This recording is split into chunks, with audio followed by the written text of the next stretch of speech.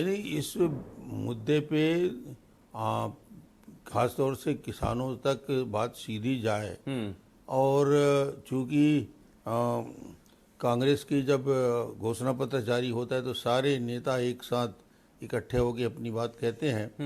तो हमने प्रधानमंत्री जी को कहा कि आप देश के सर्वोच्च नेता हैं और आप छत्तीसगढ़ के किसानों से सीधे जुड़े हुए हैं, तो इसलिए इसको मोदी गारंटी के नाम से बुलाया गया। इसके साथ साथ रमन सिंह जी, आप ऑफ कोर्स आप ये 3,100 रुपये पर क्विंटल की बात कर रहे हैं, साथ में आपने अपने मैनिफेस्टो में कहा है कि आप 12,000 रुपये भी देंगे महिलाओं को एनुअली। उसके साथ और भी स्कीम्स हैं जो आप इस किस्म के फ्री फुटवेयर वगैरह अनाउंस कर रहे हैं। तो क्या ये रेवड़ी पॉलिटिक्स नहीं हुआ?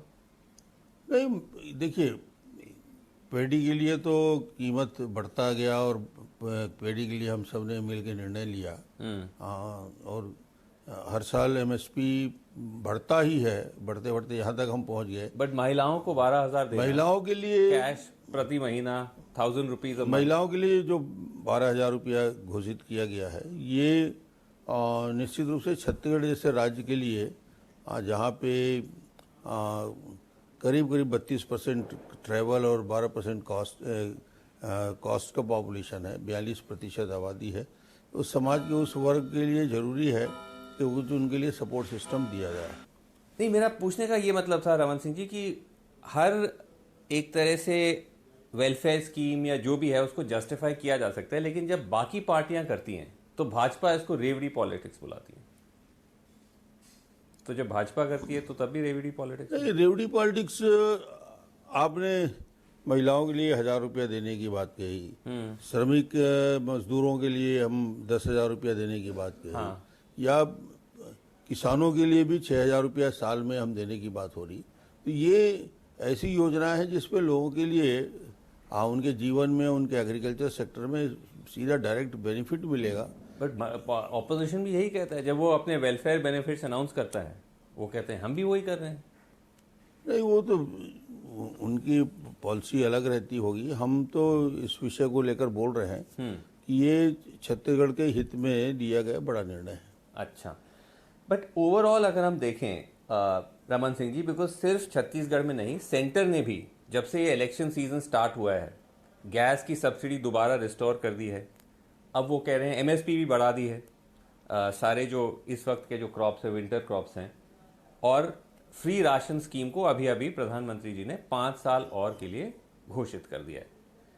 तो ऑपोजिशन ये सवाल उठा रहा है कि अगर भारत इतना प्रोग्रेस कर रहा है, इकोनॉमी बढ़ रहा है, और हम कह रहे हैं हम अमृत काल में हैं, भाजपा कहती है, तो अगर अमृत काल में हैं तो इतना सारा गरीबों को राशन वगैरह बढ़ाने की क्या ज़रूरत है? नहीं, यदि विपक्ष बढ़ाए तो बहुत सही है और हम लोग बढ़ाएं तो उसमें उनको आपत्ति हो जाती है। आप कह रहे हैं कि भाजपा कह रही है कि इकोनॉमी इतनी बढ़ गई है कि हम अमृत काल में आ गए। नहीं, इकोनॉमी बढ़ी है, उसमें दो मत नहीं है, मगर कोविड के बाद जो सपोर्ट सिस्टम दिया गया उनको और 5 kg राइस देने की योजना चली, उसका असर भी हुआ और उसी योजना को आने वाले 5 साल के लिए बढ़ाने का फायदा ये हुआ कि वो उन गरीबों तक वो राहत पहुंचता रहे, उसको कट करने से तत्काल उचित नहीं माना गया, तो 5 साल के लिए दी जा रहे हैं। और इसको यदि खाद्यान्न सुरक्षा में जोड़कर आप देखेंगे, पोषण सुरक्षा में देखेंगे, तो यदि उनको चने की योजना या राइस की योजना या वीट की योजना हम देते हैं अतिरिक्त सपोर्ट सिस्टम में, तो वो उनके लिए उपयोगी ही होगा। नहीं, गरीबों के लिए कुछ भी करें इस देश में, दैट्स अ गुड थिंग, उसको कोई ऐसे क्रिटिसाइज करने का इतना वो नहीं है। सवाल बस ये है कि अगर ये आप कर रहे हैं, इसका मतलब कहीं ना कहीं आप मान के चल रहे हैं कि गरीबी, इनकम प्रेशर जो भी लोगों पे काफ़ी अभी भी भयानक है, सिचुएशन मतलब अच्छी नहीं है। सिचुएशन अभी ऐसी है कि उनको सपोर्ट करने की जरूरत है 5 साल और के लिए, बिकॉज कोविड को होते हुए काफी time, I mean 5 more years। हाँ, 5 साल के लिए किया गया। जॉब्स का भी अगर देखें रमन सिंह जी, बिकॉज आप नेशनल लेवल पे भी पॉलिटिशियन हैं बीजेपी के और नेशनल जनरल सेक्रेटरी, कि हर स्टेट में जो अभी इलेक्शंस हो रहे हैं, सरकारी एग्जाम्स होते हैं सरकारी जॉब्स के लिए, पेपर लीक होता है, विस्फोटक मुद्दा है, लोग युवा सड़क पे उतर आते हैं। क्या ये भी एक तरह से एक्नॉलेजमेंट है कि सेंटर कहती है इकोनॉमी बढ़ रहा है, लेकिन अनएम्प्लॉयमेंट अभी भी एक भयानक प्रॉब्लम? नहीं, अनएम्प्लॉयमेंट छत्तीसगढ़ का और देश के लिए निश्चित रूप से एक बड़ी समस्या के रूप में है। और इसमें जॉब के लिए अलग अलग 3 तरीके से अपन को देखने की ज़रूरत है। कुछ तो जॉब ये हैं जो हम उनको स्किल अपग्रेड करके लोगों को जॉब में डालते हैं, जो और उनकी उपयोगिता के। दूसरा एग्रीकल्चर और एलाइड सेक्टर पे जॉब है। तीसरा है जो नई यूनिट आती है, नई कंपनियां, नई फैक्ट्री आती है, उस पर काम। या चौथा आईटी सेक्टर के जॉब है।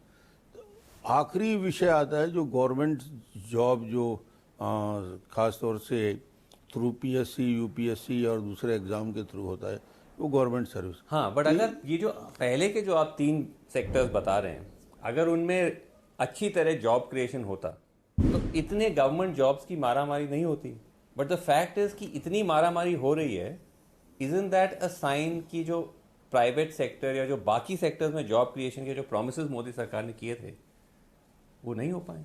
जॉब क्रिएट करना इंडस्ट्रियलाइजेशन के साथ जुड़ के, जॉब क्रिएशन का मतलब जो अपन राष्ट्रीय स्तर में जो किया गया है, यदि आपने नेशनल हाईवे पे बड़ा इन्वेस्टमेंट किया, रेलवे पे बड़ा इन्वेस्टमेंट किया, इंफ्रास्ट्रक्चर पे बड़ा इन्वेस्टमेंट किया, तो इनडायरेक्ट डायरेक्ट जॉब के लिए ही वो किया गया काम।